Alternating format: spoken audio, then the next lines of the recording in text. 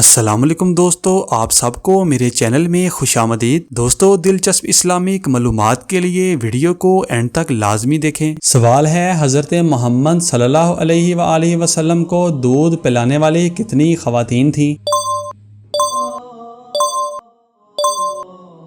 جواب، نبی کریم صلی اللہ علیہ وآلہ وسلم نے اپنی والدہ کے علاوہ 2 خواتین کا دودھ پیا ہے۔ ایک ہیں سویبہ جو ابو لہب کی لونڈی تھی، اور دوسری ہیں سیدہ حلیمہ سعدیہ، یعنی سب سے پہلے جس خاتون نے نبی مکرم صلی اللہ علیہ وآلہ وسلم کو دودھ پلایا وہ تھی سویبہ، اور پھر سیدہ حلیمہ نے آپ کو دودھ پلایا۔ سیدنا ابن عباس رضی اللہ تعالیٰ عنہ کہتے ہیں، سویبہ خاتون جو ابو لہب کی لونڈی تھی، اس نے جناب رسول اللہ صلی اللہ علیہ وآلہ وسلم کو دودھ پلایا تھا۔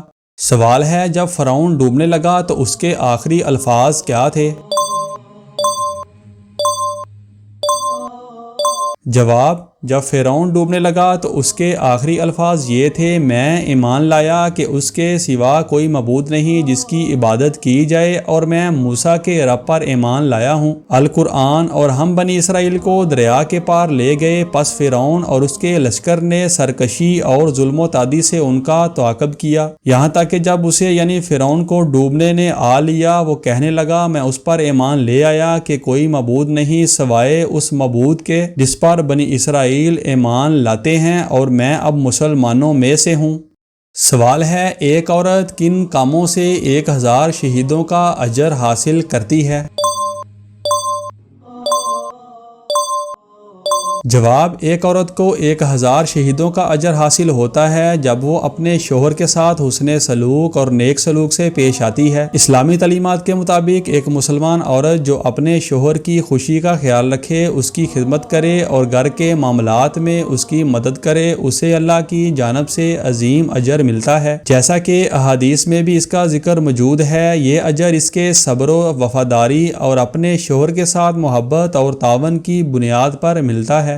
سوال ہے، قرآن کریم کی روح سے علم کس نے قلم کے ذریعے سکھایا؟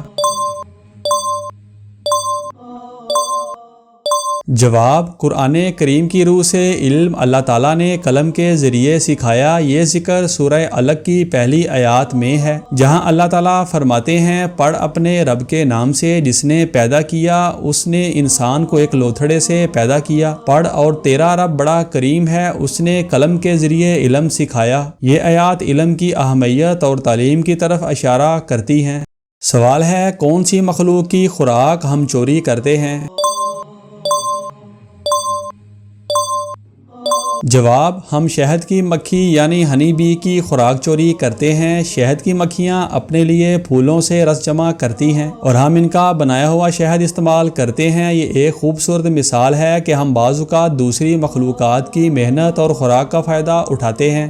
سوال ہے، کون سا وظیفہ پڑھنے سے آدمی ویسا ہی بن جاتا ہے جیسا کہ سوچتا ہے؟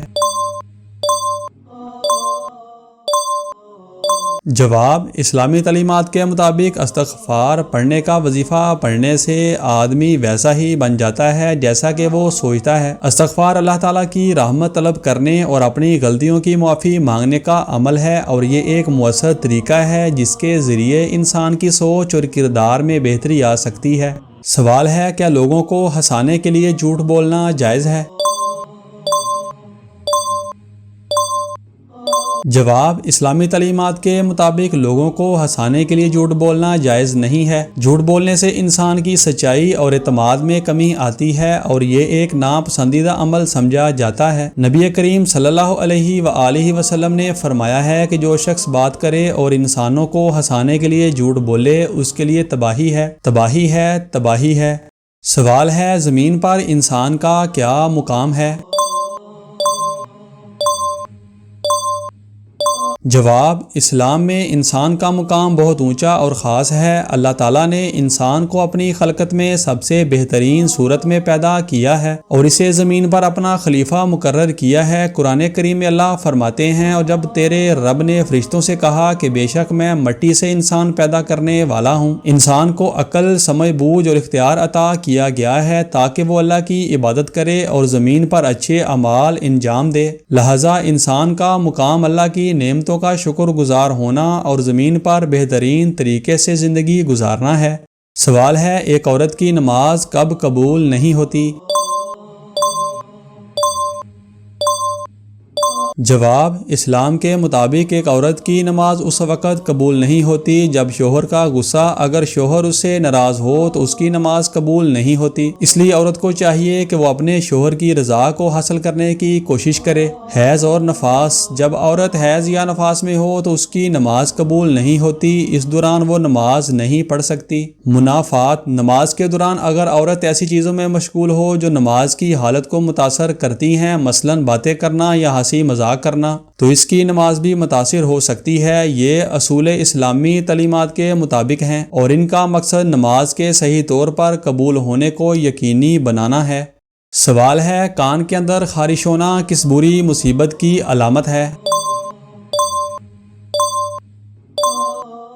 جواب، کان کے اندر خارش ہونا بعض اوقات بری مصیبت کی علامت سمجھا جاتا ہے۔ یہ سمجھا جاتا ہے کہ یہ کسی بیماری، ناکامی یا پریشانی کا اشارہ ہو سکتا ہے۔ خاص طور پر یہ عام خیال ہے کہ اگر کسی کے کان میں خارش ہو تو یہ اس بات کی علامت ہو سکتی ہے کہ کوئی شخص آپ کی باتیں کر رہا ہے یا آپ کے بارے میں کچھ منفی سوچ رہا ہے، تاہم یہ زیادہ تر ثقافتی یا مقامی عقائد کی بنیاد پر ہے اور اس کا کوئی خاص دینی حوالہ نہیں ہے۔ اگر کسی کو کان میں خارش یا کسی اور جسمانی علامت کا سامنا ہو تو اسے ڈاکٹر سے مشورہ کرنا چاہیے۔